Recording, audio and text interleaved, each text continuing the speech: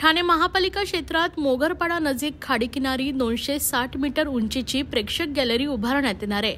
Convention centre, shopping mall, कार्यालय यादींचा त्या क्षेत्रात विकास होणार आहे। यांसारख्या शहराच्या दृष्टीने आवश्यक असलेले प्रस्तावित प्रकल्प आर्थिकदृष्ट्या व्यवहार्य होतील असं नियोजन करण्याची सूचना खासदार श्रीकांत शिंदे यांनी केली आहे। ठाणे महापालिका क्षेत्रात प्रस्तावित असलेल्या प्रेक्षक गॅलरी आणि कन्व्हेन्शन सेंटर, कोळशेत येथील टाउन पार्क, कळव्यातील यशवंत रामासाळवी तरण तलावाची नव्याने बांधणी, खारेगाव येथे प्रस्तावित नवीन नाट्यगृह या आदी प्रकल्पांच्या सद्यस्थितीत आढावा बुधवारी घेण्यात आला। या बैठकीसाठी खासदार श्रीकांत शिंदे, खासदार नरेश मस्के, आमदार जितेंद्र आव्हाड, महापालिका आयुक्त सौरभ राव, जिल्हाधिकारी अशोक शिनगारे, अतिरिक्त आयुक्त प्रशांत रोडे, नगर अभियंता प्रशांत सोनाग्रा, माजी नगरसेवक गोपाळ लांडगे, राम रेपाळे, रमाकांत मडवी, नजीम मुल्ला तसेच जिल्हा प्रशासन आणि महापालिकेचे वरिष्ठ अधिकारी उपस्थित होते। मोगरपाडा येथे 260 मीटर उंचीची प्रेक्षक gallery, convention centre, hotel, golf course, mall, कार्यालय, कला दालने असा सुमारे 8,000 कोटी रुपयांचा प्रकल्प प्रस्तावित आहे।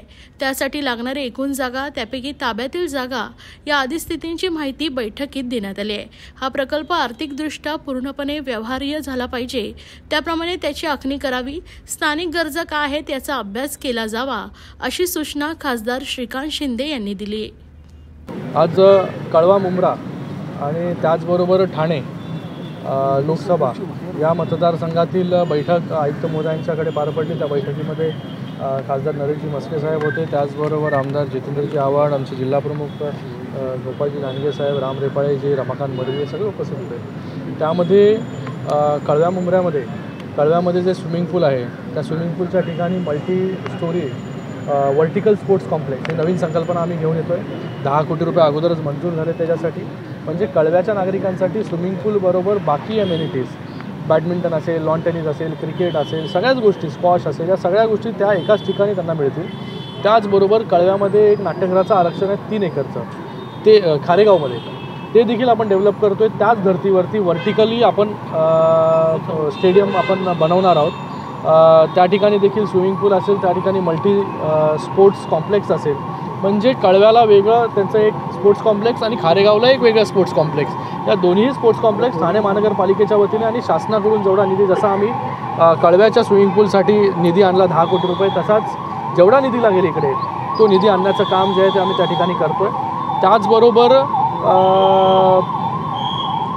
एक 25 एकरचा भूखंड आहे, त्या भूखंडावरती BKCच्या धर्तीवरती IT पार्क किंवा BKCच्या धर्तीवरती दुसरं BKC करता येऊ शकतं का, त्याची देखील फिजिबिलिटी चेक करण्यासाठी जे आहे ते आयुक्त महोदयांना सांगितलेलं आहे। ती जागा जी आयडेंटिफाय करायला सांगितलेली आहे। 25 एकरपेक्षा जास्त जागा जर असेल तर शासनाकडून वेगवेगळ्या सुविधा ज्या आहेत ते तिथे मिळतात, म्हणजे एक एम्प्लॉयमेंट जनरेशनच्या दृष्टिकोनातून कळव्यामध्ये एक मोठं हब जे आहे हे तयार होऊ शकतं। त्याचबरोबर ठाण्याला, कोळशेतला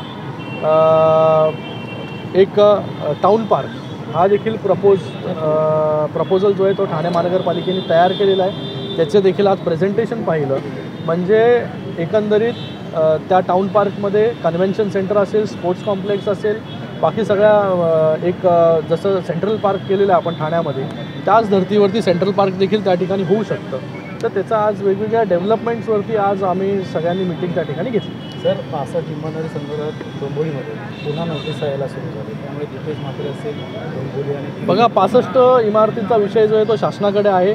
माननीय मुख्यमंत्र्यांनी देखील आणि उपमुख्यमंत्र्यांनी देखील सांगितलेलं आहे की आम्ही पूर्ण ताकदीने जे आहे हे त्या 65 इमारतींच्या नागरिकांच्या बरोबर आहे।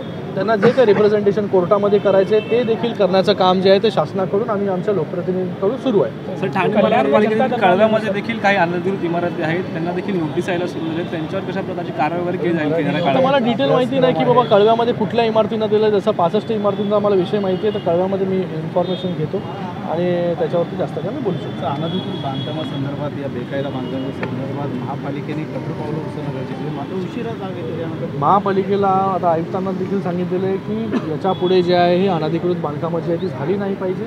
अनधिकृत बांधकामं झाल्यामुळे त्याच्यामध्ये सर्वसामान्य माणूसच भरडला जातो, त्याला माहिती नसतं अधिकृत आहे अनधिकृत आहे। मला वाटतं हे मुळात झालेच नाही पाहिजे आणि जर होत असतील तर त्याच्यावरती कठोर अशी कारवाई जी आहे ती महापालिकेकडून झालीच पाहिजे। राज्यपालांकडे गेलेला आहे, कसं बघताय की राजीनामा आमदार कालच झाला, म्हणजे आता त्याच्यावर काही चर्चा करण्यात अर्थ नाही की तो आता लिफाफ्यात बंद झाला मग तो राज्यपालाकडे गेला. कालच मुख्यमंत्र्यांनी सांगितलं राजीनामा घेतला, विषय संपला. तर दसांनी सांगितलं की जर खंडणीसाठी सातपुड्यामध्ये जी बैठक झाली होती, मात्र अशी बैठक झाली ना, अशी फिरवणे असे फडणवीस म्हणतात. जर असं असेल तर मी राजकारण सोडून मला वाटतं दस इतक्या ह्याच्याने बोलत असतील. फडणवीस साहेब ह्याच्यात आता चौकशी करतील, जर काय मिळालं तर करतीलच कारवाई. संतोष देशमुखच्या कुटुंबियांना खऱ्या अर्थाने न्याय मिळण्यासाठी आणखी काय पुरावे समोर येतील, काय वाटतं? आणखी काय येतील, अजून खूप पुरावे समोर येतील, खूप पुरावे समोर येतील. सर, एकीकडे संतोष देशमुखांचं आहे, तिथे खडसेंच्या मुलींची छेडछाड चालली आहे. महाराष्ट्रात खरोखर महाराष्ट्रात कायद्याची भीतीच राहिलेली नाही. सर, योगी आदित्यनाथ कहा है कि अबू आजमी को हमारे हवाले कर दो, हम बता दें किसे समझ सकता है. एक मुख्यमंत्री ऐसी भाषा करता है, अच्छी बात है. भारत में लोकतंत्र बहुत बढ़ गया है.